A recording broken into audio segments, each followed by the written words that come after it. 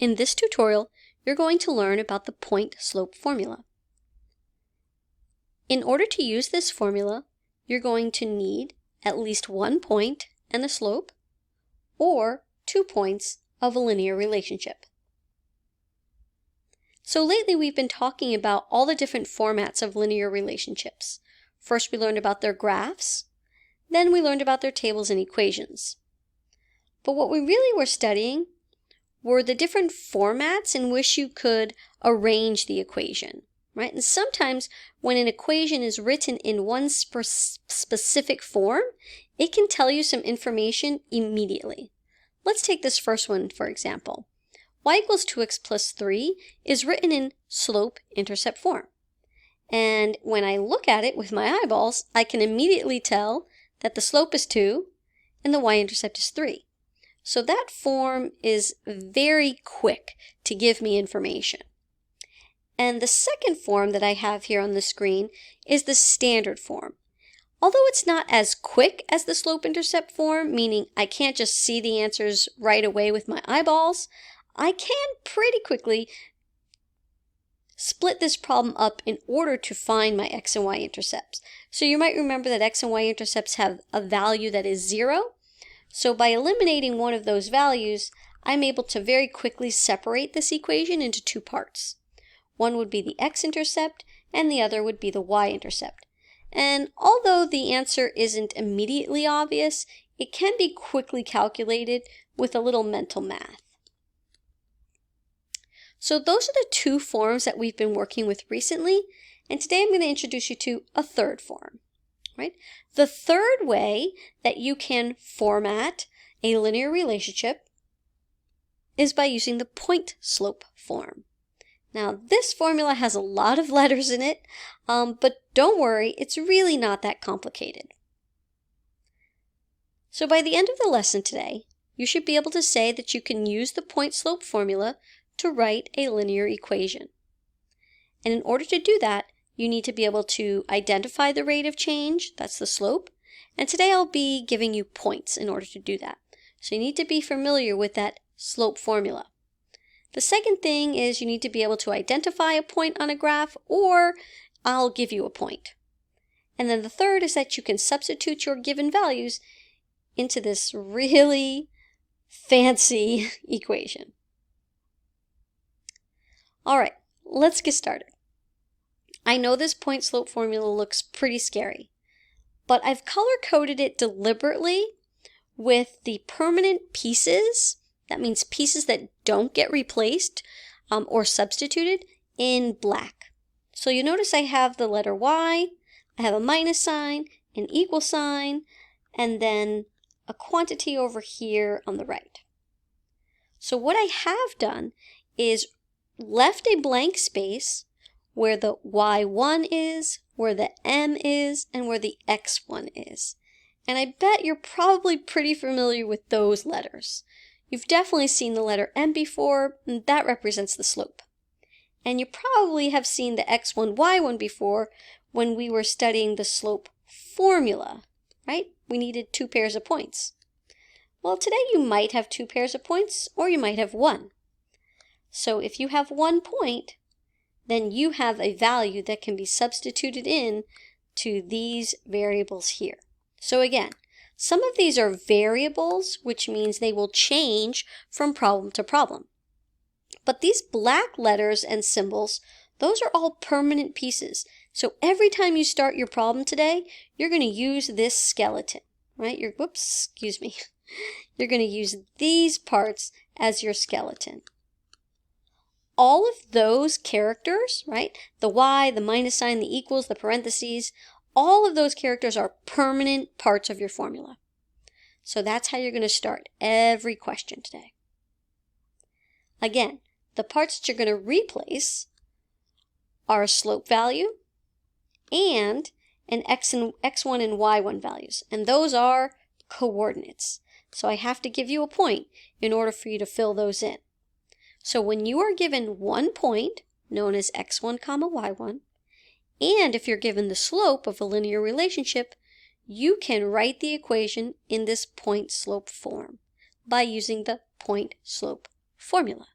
Okay, so the formula is when all of the parts, like these variables here, are included. As soon as I fill them in with numbers, that's now called point slope form. So the formula is where I tell you all of the parts are supposed to go, and form is when all of those pieces have been put into place. All right, let's take a look at an example problem. Just relax, watch and learn. You'll have plenty of time to try one on your own. Write the equation of a line containing the point 5, 3 and having a slope of 2. So again, my point slope formula is up at the top here, and I'm first going to start by writing my skeleton. Right? These are the parts that are the permanent pieces of the equation. Those are the permanent pieces. Now, let's take some notes and find the parts that need to be substituted in. So I need an x1, I need a y1, and I need a slope, also known as m. So I'm going to go back to my question. I'm going to fill in these pieces here. So remember, in your ordered pair, x comes first and y comes second. So x1 is 5, y1 is 3, and the slope is 2. Now it's time to put these in the correct places. So x1 goes inside the parentheses, y1 goes on the left-hand side, and the slope goes in front of the parentheses on the right-hand side. Now my point slope formula is currently filled in, but the task asks me to write the solution in slope-intercept form. So that means I need to do a little rearranging. So first, I'm going to start by clearing the parentheses on my right-hand side. I do that by using the distributive property. Next, I manipulate my sentence so that y is by itself by adding the constant of 3 to both sides. And now, my solution is in slope-intercept form. Pause the video, rewind it, take it all in. I'm going to show you another one. Alright, you're going to have time to practice, so watch and learn as I solve this one. It's exactly like the last one, but the numbers are different. We always start the problem the same way. First, we fill in our permanent parts of the skeleton here. And don't forget those minus signs. Those are permanent pieces. Then, we go back to the problem and take some notes. Who is x1, who is y1, and who is the slope? x1 is negative 2. x1 is negative 2, y1 is 6, and the slope is 8. Be sure to put these numbers in the right position. The x1 goes on the right-hand side, the y1 goes on the left-hand side, and the slope is the new coefficient. Now notice what happened over here. The formula had a minus sign, and the negative 2 has its own negative sign. So I'm going to rewrite this problem so that I never have two signs in a row. So I'm simplifying here. Next, it asks me this time to write my answer in standard form. Okay, that's a little bit different than last time. So in case you don't remember, standard form is when x and y are on the same side of the equation.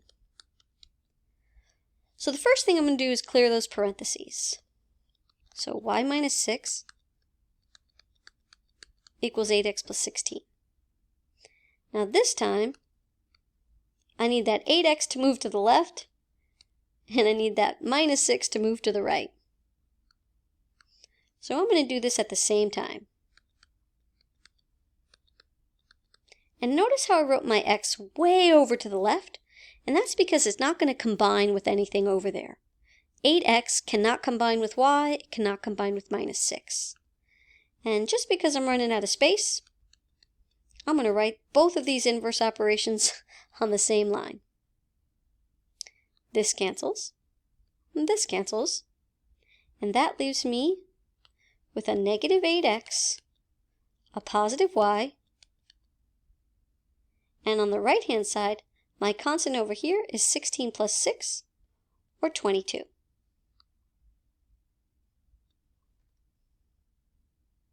Pause the video if you need to take this in a little bit longer.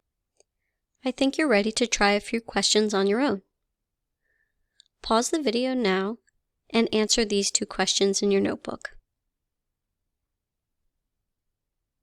Okay, are you ready to check your answers? Let's see how you did.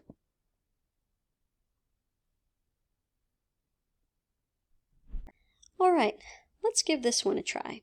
Now notice, in order to use the point-slope formula, you actually need a point and a slope.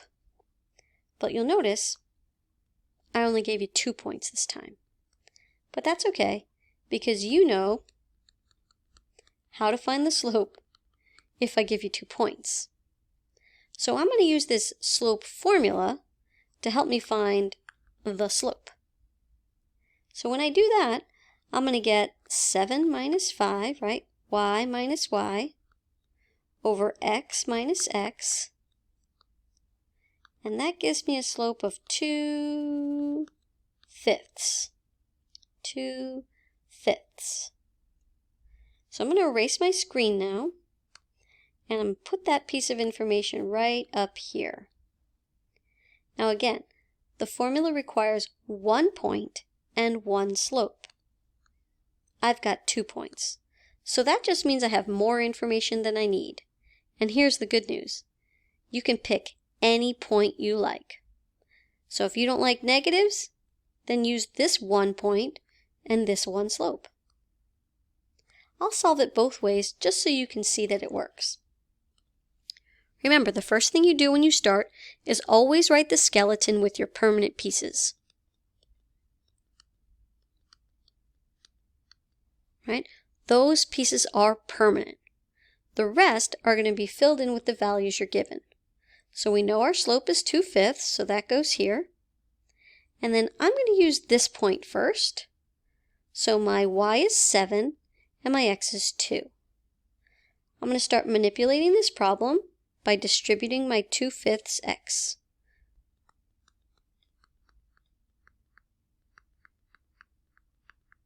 Okay. Now, it does ask us to write it in slope-intercept form, so I'm going to do a little bit more manipulating here. I'm going to add 7 to both sides.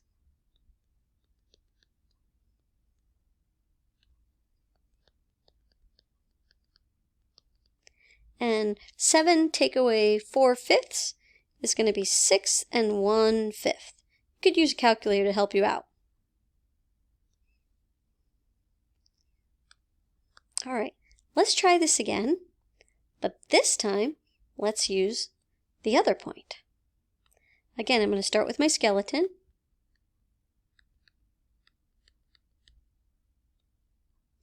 And now I'm going to fill in my values. The slope is the same, 2/5. But this time, my y is 5 and my x is -3. Now you see what happened over here? I've got 2 negatives in a row. So I'm going to quickly change that to a positive. See how I did that? I took my 2 negatives, made them a positive. Now I'm going to start manipulating and simplifying my sentence here by distributing my 2/5. Now I'm going to add 5 to both sides.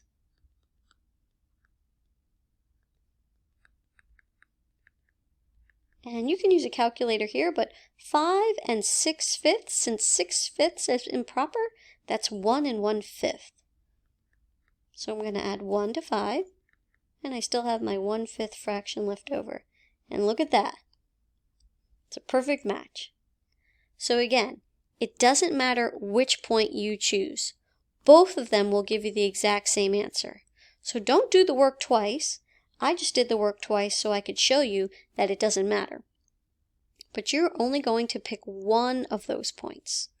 The reason you have 2 points is so that you can find the slope first. All right, I think you're ready to try one on your own now. Pause the video and give this one a try. Alright, let's check your answer. How did you do? Again, you don't solve it both ways. I'm just showing you on the screen the two options you did have, but notice they both have the same solution. I happen to write my constant as a mixed number. If you had written it as an improper fraction, that would also be correct. If you'd like to try some more on your own, I've got 3 more questions here. Pause the video and give them a try. Alright, ready to check your answers? Let's see how you did. So that's it for the basics on this lesson on how to use the point-slope formula. If you'd like to try a little extension or challenge problem, you can keep watching this video. So for this one, I've given you a polygon on a coordinate plane, and I've asked you 2 things. First, write the equation in point-slope form for the line containing the side TU. The second part is to write an equation in standard form for the line containing SR. Let's take a look at the first one. TU is this segment right here. So you're going to need a point and a slope. So again, there are 2 points. There's point T and there's point U. It doesn't matter which one you use. Alright, so take a look at your axes here. 1, 2, 3, 4, 5, 6, 7. So 1, 2, 3, 4, 5, right? We can look at those axis points and we could say that T is the point 7, 5, and U, 1, 2, 3, 4, is the point 4, 2. Again, I don't need both of these, but I'm going to write them both down. Now the second thing I need besides a single point is the slope. Now I can calculate the slope here because I have 2 points by using the slope formula, but since I have a graph, I know that the slope is just the rise over the run. So if I'd like to, I could just quickly count from U to T by following the grid marks on the rise 1, 2, 3, 1, 2, 3. So that gives me a slope of 3 over 3, also known as 1. So I'm going to fill these points into my point-slope formula. Remember, this is my skeleton, always the same parts, and now I fill in those different variables. So the first blank here, that would be the y1 value. I think I'm going to go with U today. So my y value would be 2, my x value would be 4, and my slope would be 1. Now, it says to write it in point-slope form, so I'm done. The second part of this task asks you to write an equation in standard form for the line containing segment SR. So let's take a look. SR is over here. And again, I only need 1 point, so maybe I'll go with S. 1, 2, 3, 4. 1, 2, 3, 4, 5, 6, 7, 8. So it looks like the point S is 4, 8.